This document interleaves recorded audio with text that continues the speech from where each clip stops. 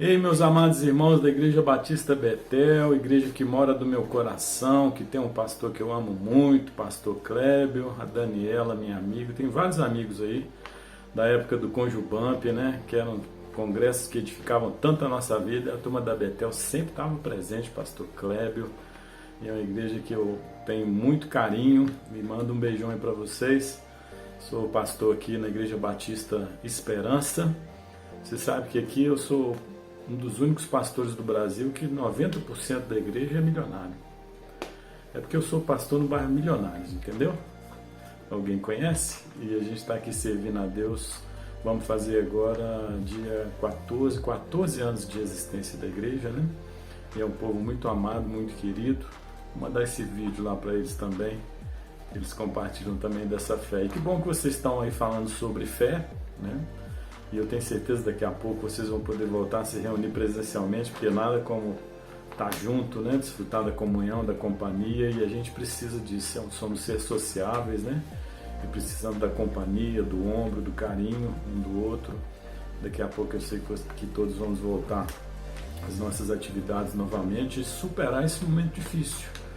Um momento que mais do que nunca esse tema que vocês têm falado aí é oportuno, sobre fé.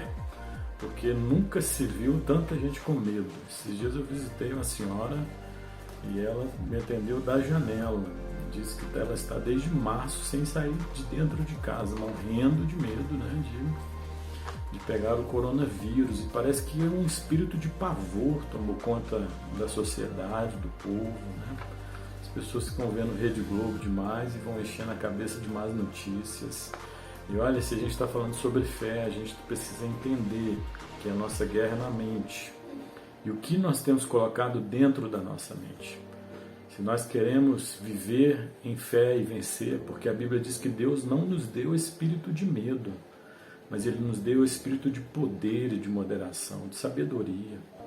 Por isso o salmista ora: Senhor, me ensina a contar os dias para que eu encontre sabedoria. Pessoal, a vida é muito breve, puxa vida, vai fazer 22 anos já que eu fui consagrado a pastor, parece que foi ontem, acho que o pastor Kleber até estava no dia, e a vida é tão breve, né? E daqui a pouco nós vamos morrer, e o que a gente vai levar é a nossa fé. E eu queria que você entendesse que você vai construir se você plantar, semear a fé. Às vezes você pensa assim: mas minha fé é tão pequena, eu não tenho a fé dos homens da Bíblia. Sua fé não precisa ser grande. Jesus, na parábola do grão de mostarda, ele mostrou que a nossa fé, ela pode ser pequena como grão de mostarda, mas ela, se semeada, ela vai produzir fruto, querido. Então eu quero falar para você que às vezes está desanimado com a situação, está triste com algo que aconteceu, enche o seu coração de fé. Entenda que a fé, ela tem aliados muito poderosos. E o principal aliado da fé é a oração e a palavra. Se você é crente, querido, e não tem uma vida diária de oração e de palavra, provavelmente a sua fé não é de qualidade. Mas eu queria te convidar a evoluir para um patamar superior na sua fé. Isso só depende de você, se você se dispor a buscar a Deus. A palavra do Senhor fala que vocês vão me buscar e vão me achar se me buscarem de todo o coração. Deus quer que você o busque de todo o coração. E então você vai receber fé, através da oração, da palavra principalmente, estudo da palavra. Daniela estava falando que vocês vão voltar à escola bíblica dominical, que legal, estimula você, vá à escola dominical, é uma das melhores partes da minha vida cristã. Eu sou filho de pastor, foi os períodos da escola dominical, quantas revistas, foi uma verdadeira escola teológica, e eu louvo a Deus porque a Igreja Betel se preocupa em ensinar para vocês. Eu tenho certeza que vocês têm aí alimento de qualidade, mas você precisa aprender a se alimentar sozinho, você precisa ter seu tempo diário com a Bíblia. Eu queria desafiar você, se você não tem feito isso, meu irmão, comece a fazer. De preferência de manhã, acorde 15 minutinhos mais cedo. Mas não é ler correndo a Bíblia, não. Ainda que você leia um capítulo por dia, mas leia. Se você fez um projeto de leitura da Bíblia, ótimo. Eu acho que você deve fazer uma leitura sequenciada. Não é cada dia ler em um lugar. Leia o Novo Testamento todo. Você já leu o Novo Testamento? Você é crente há quantos anos? Então leia o Novo Testamento esse ano, comece por Mateus, né? Mas não vá lendo só lendo, vá lendo, vendo como Jesus vivia, porque o chamado para você viver é a vida que Jesus vivia. Ontem eu conversava com uma pessoa de outra igreja e ela me dizia que ela achava que ela estava fazendo o serviço do pastor, que ela estava visitando as pessoas desanimadas, e tal. Eu disse, não, isso não é serviço do pastor, é também do pastor, mas todos nós somos pastores de sacerdócio. A Bíblia diz que agora nós somos sacerdócio real e reino do Senhor. Nós temos uma unção real e temos também um sacerdócio.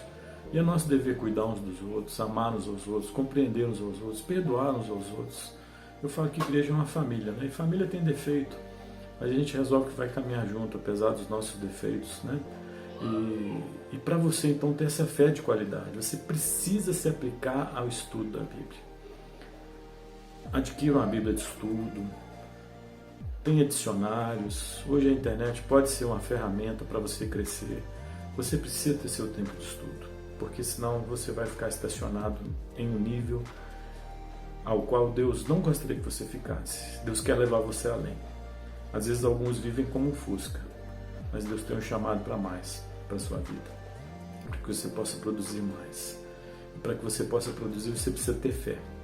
Mas para que você possa ter fé, você precisa alimentar a sua fé. E a fé tem um alimento, é a palavra de Deus e a oração. E o serviço. Procure oportunidades de servir na sua igreja, de servir na sua comunidade, de servir na sua família, né? Resolva que vai perdoar. Muitas pessoas não recebem uma fé sobrenatural porque elas não conseguem perdoar. A falta de perdão é o inimigo da fé.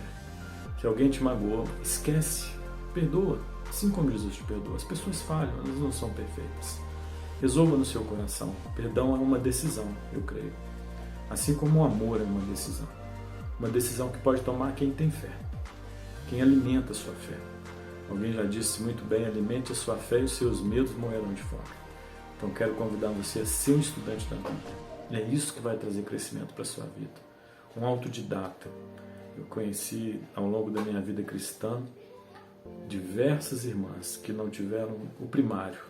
Aprenderam a ler muitas vezes na Bíblia, mas que tinham uma sabedoria muito grande e um conhecimento da palavra de Deus. Resolveram estudar a palavra de Deus. E a Bíblia diz que em breve Deus irá nos chamar. Como disse Salomão, a vida pessoal passa tão rápido. O nosso tempo não volta. Então vamos aprender a administrar melhor o nosso tempo. Você precisa pôr isso em ordem na sua agenda, senão as outras coisas não vão andar na sua vida. Resolva, todo dia eu vou ter meu tempo de estudo da Bíblia e de oração. Que seja 5 minutos, que você leia um capítulo. Melhor seria que você pudesse ler meditando. Ler sabendo, querido, que quando você abrir a Bíblia não é a revista Veja. A Bíblia é a palavra de Deus. Quando você abrir a Bíblia vai falar com você. A Bíblia é viva. A Bíblia é o próprio Deus. Na União Soviética, na Alemanha Ocidental, dizem que os irmãos, para evangelizar os que estavam se convertendo do lado oriental, que se submeteu ao comunismo, o fechamento das igrejas, a perda da liberdade, eles tiravam pedaços da Bíblia e jogavam por cima daquele muro que separava Berlim. E diz a história que muitos alemães orientais se converteram ao ler pequenas porções da palavra de Deus. Porque quando as pessoas leem a Bíblia, Deus fala com elas. Por isso que o melhor presente que você pode dar para as pessoas é uma Bíblia. E estimulá-las a ler a Bíblia. Deus quer chamar você, querido, para você ter uma vida espiritual autônoma. Para você ser uma bênção. Eu vejo que tem muito cristão que ele está atrás da bênção. Mas não é esse o propósito. O propósito, Deus disse para Abraão, ser tu uma bênção. Esse é o nosso chamado. Ser uma bênção aonde nós formos levados. Porque você que está me ouvindo só vai alcançar pessoas na sua vida que eu nunca vou ter a chance de alcançar. E Deus quer que você os alcance com fé. Deus quer que você as alcance dando testemunho da sua vida. Das superações que você já teve. Das dificuldades que você já passou. E que você possa se inspirar em tantos personagens que a Bíblia está nos mostrando, tantos personagens hoje que estão vivos. Hoje eu conversava com alguns pastores na reunião da convenção aqui na nossa igreja e relembrando como que alguns pastores antigos sofreram, né? Eu lembro que na porta da nossa casa houve uma procissão e as pessoas jogavam pedra pelo vidro da nossa casa quando meu pai foi pastor lá na Bahia, né? Meu pai foi expulso da pedrada de uma determinada cidade aqui, de Jaboticatubas, né? Então, e os que vieram antes dele foram muito mais perseguidos, a gente não tem noção. E hoje a gente tem liberdade para viver a nossa fé e às vezes a gente não aproveita. O tempo está passando, querido. Você vai passar mais um ano sem ler o Novo Testamento? Mais um ano sem estudar a Bíblia? É uma decisão que você toma. Eu vou fazer, ponto. Estabeleça dia, horário e local, fixo de preferência, para que isso se torne uma rotina na sua vida. Dizem que uma rotina, para ser estabelecida, são necessários 4 meses de prática, né? Então talvez você terá mais dificuldade nos 4 primeiros meses, mas depois isso vai ser assimilado à sua vida. E olha, eu vou te dizer, você vai crescer tanto se você tiver hábito diário de ter seu tempo com a Bíblia e com a oração. Que a Igreja Batista Betel, a Igreja Batista Esperança e toda a Igreja de Cristo será balançada, sua família será transformada. E nós temos tantos homens na Bíblia que nos dão esta garantia, que vale a pena ter fé. Estava anotando alguns aqui, né? Abel, puxa vida, ofereceu, diz a Bíblia, o melhor sacrifício. Ele deu para Deus o melhor que ele tinha. Será que nós temos dado para Deus o melhor que ele tem, que a gente tem? O melhor do nosso tempo, o melhor do nosso talento, o melhor do nosso dinheiro? Se você quer saber o que alguém ama de verdade, é só saber onde ele gasta essas 3 coisas. O tempo dele, o talento dele e o dinheiro dele.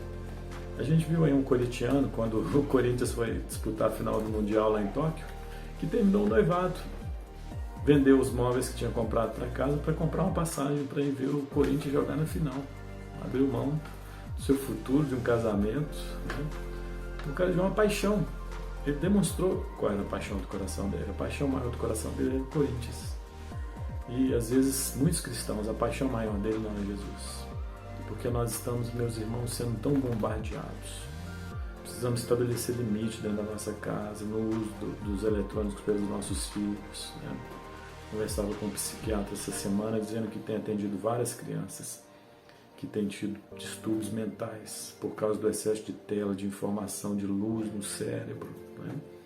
E às vezes a gente vai vivendo uma vida desregrada porque não temos bons hábitos. Os bons hábitos, eu lembro que meu pai falava sempre isso, são os bons hábitos que vão fazer você vencer os seus maus hábitos. E eu vi isso acontecendo na minha vida.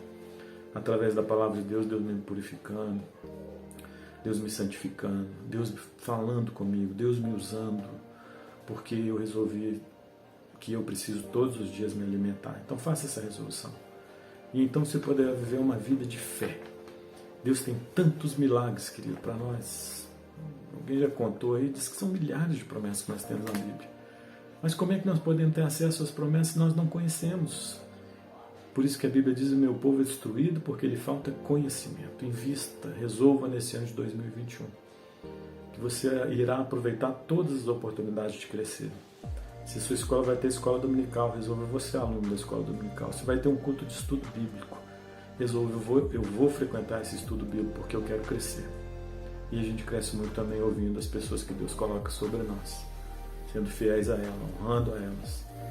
Que Deus possa falar ao seu coração através do exemplo de tanta gente da Bíblia. Eu estava lendo esses dias Abraão. Puxa vida. Aquele filho começou a se tornar um ídolo para Abraão. O filho começou a tomar o lugar de Deus e Deus pediu o filho dele. Quem teria coragem? Eu acho que eu não teria. Estou sendo sincero para você. Que fé daquele homem. Sabe por que ele fez aquilo? Ele creu que se ele matasse o filho, Deus podia ressuscitar o filho dele. E depois a sua geração também foi crente. Seu filho Jacó abençoou seus filhos. Ainda que eles vissem uma família pequena, eles criam na promessa que Deus tinha dado para Abraão, de fazer da semente dele uma nação tão numerosa como as estrelas do céu e as areias do mar. E eu e você somos uma areinha. Hoje nós somos o Israel de Deus, fazemos parte do povo de Deus.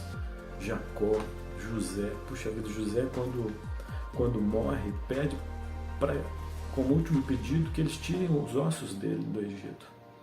Ele queria ser enterrado em Israel, porque ele cria na promessa da terra prometida. E ele esperava: eu quero que depois até os meus ossos sejam levados para a terra que Deus vai nos dar. Eles creram. Passaram por muitas lutas, e você vai ter lutas. Não ache que porque você é crente, você vai ser isento de lutas. Não.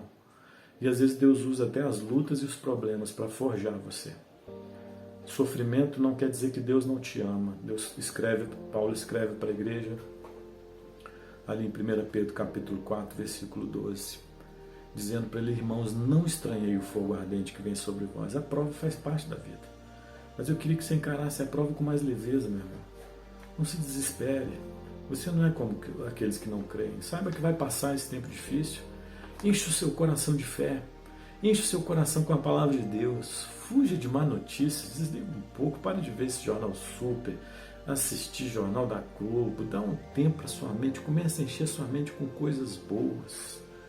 Até se você tem companhia muito negativa, gente fofoqueira, dá até uma afastada. Gente que só chega para te contaminar. Cuida da sua mente, meu irmão, para que você possa abençoar a vida dos outros. Quando a gente está andando de avião, eles falam lá, né?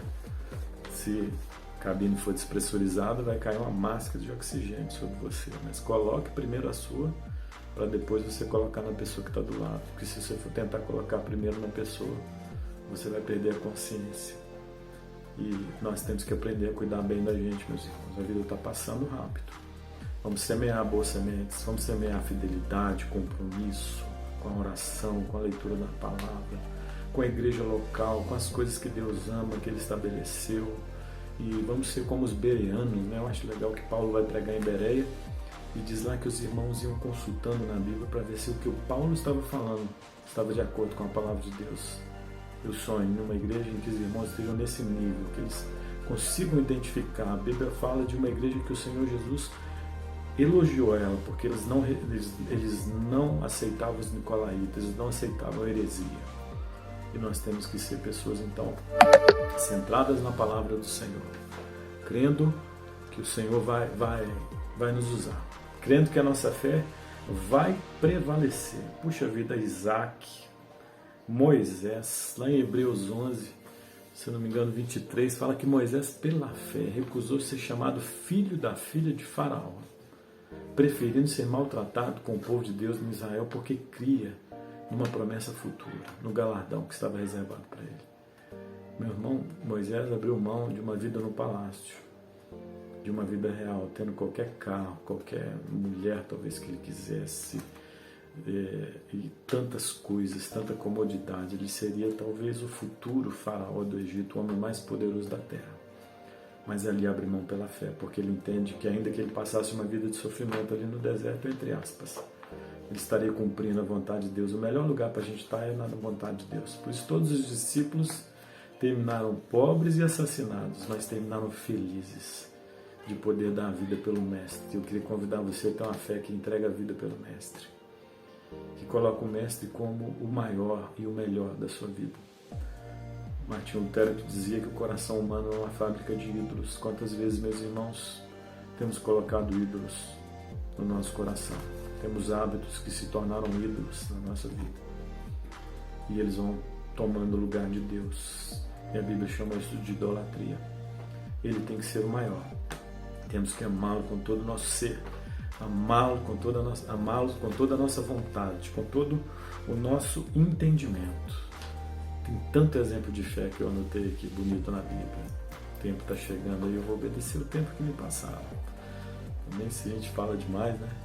E tanto exemplo legal, Joquebede, puxa vida, aquela mulher não aceitou aquele decreto do faraó de que tinha que matar as crianças.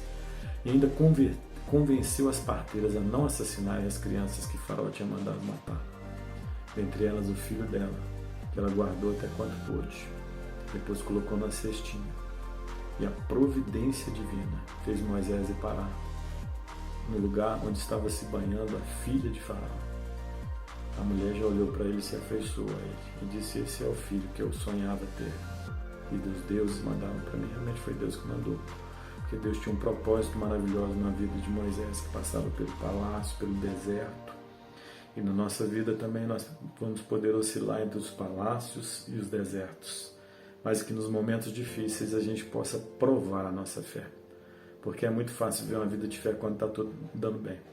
Quero convidar você a ser fiel, ainda que você tenha passado um ano difícil. Mas se você pensar bem, foi um ano tão abençoado, não faltou nada aí na sua casa. Quero convidar você então a liberar perdão sobre as pessoas que te ofenderam, querido. Isso melhora a nossa fé. Ame aí a sua família, ainda que eles não te procurem, né? Invista na vida deles, tenha amor por eles, e na sua igreja, né? Ainda que alguém te chateie, resolva amar esse irmão, caminhar com ele, né? Compreendê-lo, né? Os seus motivos, e vamos viver numa vida então que a fé vai gerar frutos. Mas para a fé gerar frutos, eu volto a afirmar o que eu falei no início. Você precisa ter seu tempo com Deus, para que a sua fé possa crescer. E a obediência é a prova de fé. Se você fala que tem fé, mas não obedece a palavra de Deus, então talvez uma fé morta. Tiago fala sobre isso, que uma fé morta não pode nem salvar a pessoa. Ele diz, mostra-me a tua fé, eu te mostrei as minhas obras. Ele não fala que as obras salvam, mas ele vai dizer que as obras fazem parte da vida de um cristão. E para que nós tenhamos uma vida de frutos, nós precisamos semear, regar a nossa fé com a palavra de Deus, com a oração e com o serviço, esse tripé da vida devocional. Que você possa crer contra a esperança, como diz Abraão creu. E um dia ele tentou se desanimar. E além de se sabotar, o próprio diabo, eu acredito que apareceu dentro daquela tenda, falando para Abraão, poxa vida, Deus prometeu para você, você já está aí passando de 90 anos e nada de ter filho. E ele não creu, muitas vezes na promessa, mas Deus chama ele para fora da tenda. Às vezes o diabo quer nos colocar nas tendas. Ele lança vozes na nossa mente para nos colocar para baixo. Meu querido, se fixe na palavra. Alimente a sua mente com a palavra. E ela vai restaurar você, ela vai curar você. E nós vemos que essa transformação ocorreu, porque nós vamos crer na palavra do Senhor e vamos ver os frutos da nossa fé. Eu quero desafiar você aí nesse ano ter uma vida cheia de fé. E a prova da fé é a obediência. Volto a frisar, seja obediente às lideranças que Deus colocou sobre a sua vida, seja no seu lar, na igreja, no seu trabalho. A honra atrai a fé e atrai a bênção de Deus. Honre as pessoas que Deus colocou do seu lado, até ainda que elas não mereçam. Deixa fluir a graça de Deus através da sua vida, a graça que um dia você recebeu. Graça é dar a alguém o que ele não merece. Às vezes aí dentro da sua casa, algumas pessoas nem merecem que você as trate bem, as ame, mas você é alguém de fé. E você ouve a palavra do Senhor que diz, amem os inimigos de vocês. Orem pelos que perseguem vocês.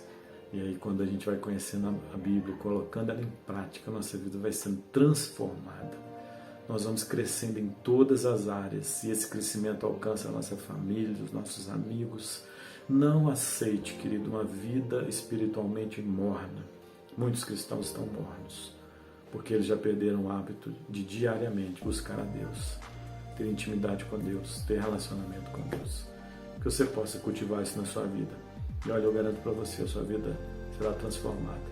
Mas tome uma decisão e Deus irá te abençoar. Um beijão aí para todos os irmãos amados da Betel e minhas ovelhas que eu amo tanto aqui da Igreja Batista Esperança. Foi muito bom mandar esta palavrinha aí, que Deus possa visitar muito vocês. Em nome do Senhor.